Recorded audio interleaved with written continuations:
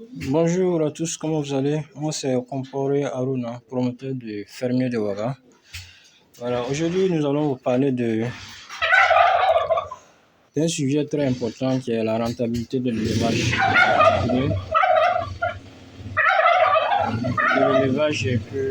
En particulier l'élevage de lapins, la cuniculture.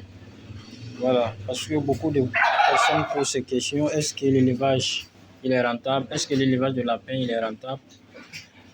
Il y a beaucoup de ces questions qui viennent à chaque fois. Est-ce que l'élevage même est rentable? Voilà. Je dirais que oui, l'élevage il est rentable. L'élevage de lapin, il est vraiment rentable. Mais il faut savoir trois choses. Il ne faut pas qu'on se lance premièrement à cause de la rentabilité. Si vous rentrez à cause de la rentabilité, vous allez sortir. Voilà. La rentabilité vient après trois choses. Donc il faut savoir ça. Premièrement, il faut se former. Il faut avoir l'information sur l'élevage que vous voulez faire. N'importe quel élevage, il faut avoir l'information. Il faut se documenter. Après ça, il faut la pratique. Il faut faire la pratique sur l'élevage que vous voulez faire. Au début, vous pouvez le faire à la maison ou bien à la ferme. Vous pouvez le faire un peu, commencer un peu. Pour maîtriser ce que vous voulez faire. Maîtriser ce que vous voulez faire avant de vous lancer à grande échelle. Voilà. Parce que l'élevage de lapins ou bien de volailles, les gens pensent que c'est facile. Hein? C'est ce qu'on dit, que l'élevage est facile, surtout l'élevage de lapins. Dans beaucoup de documents, vous allez dire que l'élevage de lapins il est facile. Pourtant, il n'est pas facile. L'élevage de lapins il n'est pas facile. Il est très compliqué. Très compliqué. C'est pas comme la volaille. Hein? Parce que la volaille, on peut prendre des poussins de un jour et puis les engraisser jusqu'à la vente. Ouais, mais pour le lapin, il faut reproduire premièrement. Il faut faire reproduire. Il faut engraisser jusqu'à la vente. Donc, c'est pas pareil comme les poulets. Voilà. Donc, il faut maîtriser la reproduction. Il faut maîtriser l'engraissement, les mortalités de l'apéro soumet, tout ça, jusqu'à la vente. Donc, il y a une étape à suivre, quoi. Donc, il faut bien maîtriser l'élevage avant de vous lancer. Voilà, parce que beaucoup sont rentrés dans l'élevage, ils sont en train de sortir.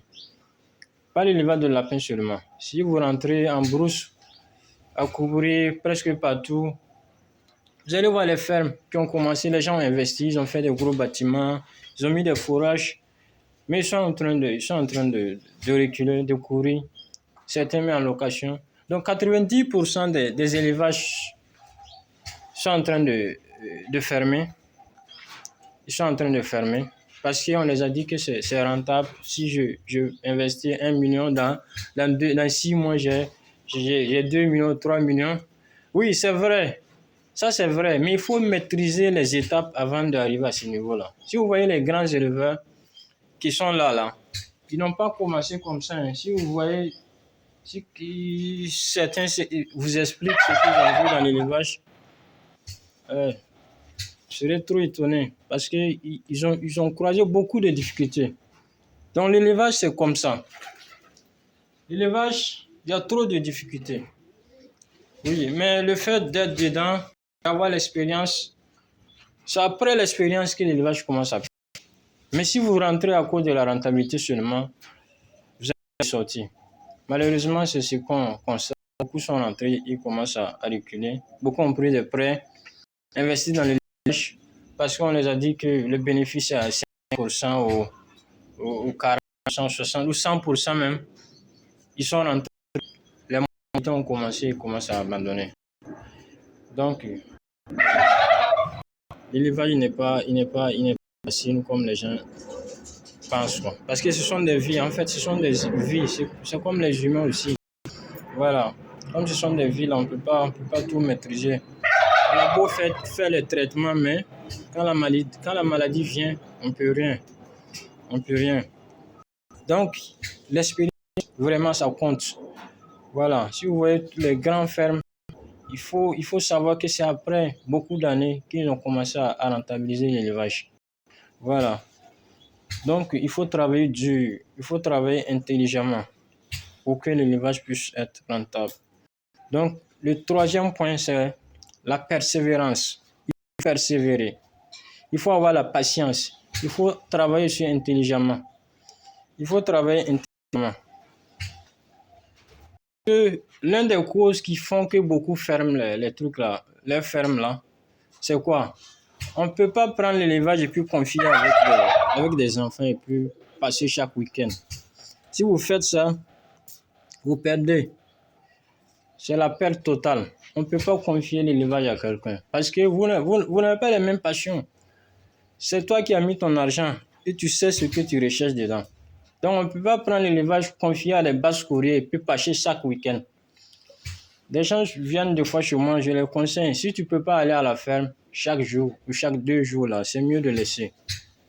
Quand tu auras le temps, tu vas commencer à faire ton élevage. Si tu veux confier ton élevage à des basses courriers, ça, c'est la perte totale. C'est la perte. Donc, si vous pouvez être à la ferme chaque jour, un coup d'œil, ça vaut mieux. Sinon, je suis passé sur une ferme un jour et nous sommes rentrés dans le bâtiment de poulet. On a vu des carcasses de poulet qui sont dans le bâtiment. Il y avait hein, 1000 poulet. Et puis, les carcasses, ça veut dire un poulet moi, une semaine est déposé. Voilà. Le basse courrier, c'est que le patron il commence à nettoyer et tout. Voilà. On peut pas faire dans ça. Donc, si vous serez là chaque jour pour contrôler, ou bien si vous avez confiance pour contrôler, ne mettez pas vos gens dans l'élevage. Si vous n'avez pas le temps, c'est mieux de laisser. Quand vous aurez le temps, vous vous lancez dans votre élevage.